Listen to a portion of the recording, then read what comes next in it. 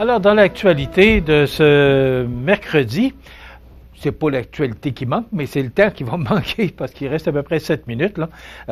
Juste vous rappeler, Jean, hier, mon réalisateur, producteur, me parlait parce qu'on disait que les premiers qui allaient payer les frais de la taxe de 25 de Trump là, aux États-Unis, c'est les buveurs de bière parce que les canettes sont faites en aluminium. Puis là, Jean est venu me voir dans mon bureau précis et m'a dit « Michel, on a juste à revenir à la bonne bouteille de bière. » Eh oui. Alors, tout simplement, ce sera notre façon de manifester notre désaccord face à cette imposition des tarifs douaniers. Là. Alors, au lieu de prendre une canette de bière, dans le bon temps, on buvait de la bière, pour ceux qui en prennent naturellement, là, même la bouteille. Alors, on va revenir tout simplement à la bouteille de bière qui va être consignable chez Consigne Action. Alors, tout le monde sera heureux. Puis, ce sera notre façon de démontrer notre désaccord avec ce qui se passe actuellement. Dans la presse de ce matin, on apprend que dans un message fleuve où il cite Mandela maintient qu'il n'y aurait pas eu de course sans lui et rappelle les grandes lignes de sa vision, l'ex-maire de Montréal, Denis Coderre, annonce qu'il ne fera pas appel de la décision du Parti libéral du Québec de rejeter sa candidature à la chefferie. Du même souffle, il affirme avoir été victime de fuite et que les dés étaient pipés d'avance. Donc, c'est dans la presse ce matin. C'est sur la page Facebook de M. Coderre. Pourquoi je vous parle de ça? Parce que M. Coderre devait se présenter dans Bellechasse. Alors, je ne sais pas s'il va se présenter encore, s'il va se présenter comme simple candidat, mais officiellement, là, selon la presse et selon ce qu'il a écrit sur Facebook, il se retirerait de la chefferie de la course, de la chefferie au Parti libéral du Québec. Voilà. Alors, histoire à suivre.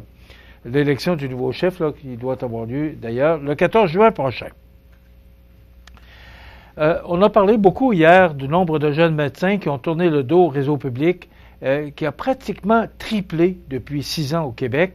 Une perte d'effectifs que le gouvernement veut éviter en leur interdisant d'aller au privé dans les 5 premières années de leur pratique. Hier, on voyait le Collège des médecins et son président qui disait que les parlementaires ont un travail difficile, mais qu'ils doivent trouver des moyens pour contrer cet exode des médecins là, qui vont au privé au lieu d'au public, alors qu'on sait que ces étudiants-là, c'est une partie de ce que ça coûte pour leurs études.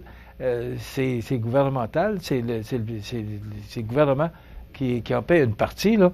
Alors, pas moins de 180 jeunes docteurs au Québec qui pratiquent depuis moins de 5 ans s'étaient désaffiliés de la Régie de l'assurance maladie du Québec en date du 13 janvier, montrent les données obtenues par le Journal de Québec. C'est sous la plume d'Éloïse Archambault ce matin. Donc, il s'agit d'un bond de 192 % depuis 2019. C'est beaucoup plus que la hausse globale de médecins qui ont quitté le public, 84 %. La majorité des jeunes concernés sont des omnipraticiens à 79 %. Donc, on va voir ce que ça va donner comme résultat. Mais le ministre Dubé, là, qui discute avec le Collège des médecins, M. Dubé, qui disait aussi que le privé a aidé durant la pandémie le public. Alors, il y a quand même là une certaine synergie entre le privé et le public. Alors, c'est pas évident là, pour le ministre de la Santé et tous les gens qui sont concernés par cette histoire. Toujours dans le Journal de Québec, ce matin, sous la plume de Vincent Desbiens, on apprend que des canoteurs ont vu la mort de près. La course du Carnaval de Québec a fait vivre de la frayeur aux proches de 3 membres de même famille. C'est l'équipe Family Prix Baie-Saint-Paul, microbrasserie de Charlevoix. Il y a une photo d'ailleurs, avant que le malheur ne le frappe. On va parler avec Daniel Lachance dans quelques instants et vous présenter cette entrevue demain, parce que Daniel sera à l'extérieur de la ville demain. Alors, on a organisé une entrevue avec Daniel Lachance qui faisait partie de la course en canot dimanche et qui mentionnait que ça a été une des courses les plus difficiles.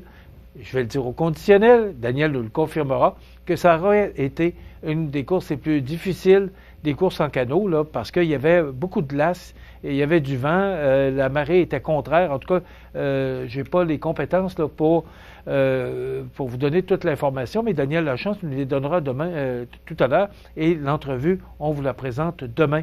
à compter de 8h35, ou si vous pouvez regarder cette entrevue, ce sera sûrement intéressant. Donc, c'est dans le journal de Québec ce matin. Les membres d'une même équipe de canoë à glace qui sont sérieusement tout arrêtés après avoir évité la mort de justesse lors de la course du carnaval dimanche. Les proches de 3 équipiers de la même famille qui ont vécu un véritable cauchemar sur la rive pendant que leurs êtres chers se battaient pour leur survie. Alors, on demandera à Daniel exactement ce qui s'est passé. Il est sûrement au fait de ça. Je ne sais pas si vous avez vu les sondages hier avec M. Carney, qui est candidat pour la course à la chefferie du Parti libéral du Canada. Les sondages là, hier qui démontraient qu'on est à égalité avec le Parti conservateur du Canada. Donc, ce sera une lutte intéressante. D'abord, on sait que le 9 mars, le candidat ou la candidate, là, parce qu'il y a Mme Freeland qui est sur les rangs. Donc, le candidat ou les candidats ou la candidate sera connu. Donc, il y a une autre dame aussi là, qui fait partie de cette course à la chefferie. Alors, le 9 mars, on va connaître qui sera le ou la chef du Parti libéral du Canada. Et bien sûr que le gouvernement doit recommencer à siéger le 24 mars.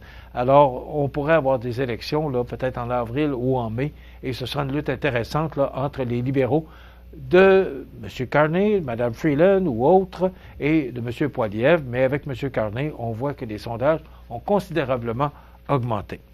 Alors, ça résume pas mal. On parle de cet engouement là, pour les fleurs locales. Alors, on dit que les fleurs sont toujours aussi populaires à la Saint-Valentin parce que c'est la Saint-Valentin ce vendredi. Et cette année, les Québécois demandent des bouquets 100% canadiens. On n'a pas fini d'en parler de cette histoire de frais de douane.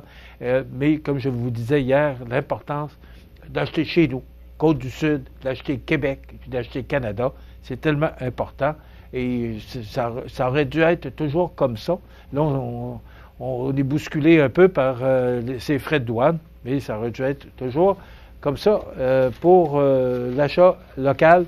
Je ne devrais pas dire l'achat local, des produits de nos régions. Demain, Guy Drouin et Marion Perrault, co-directeurs de CDC ici Montmagny-Lillet, et Daniel Lachance seront avec nous pour cette émission de jeudi. Bonne journée.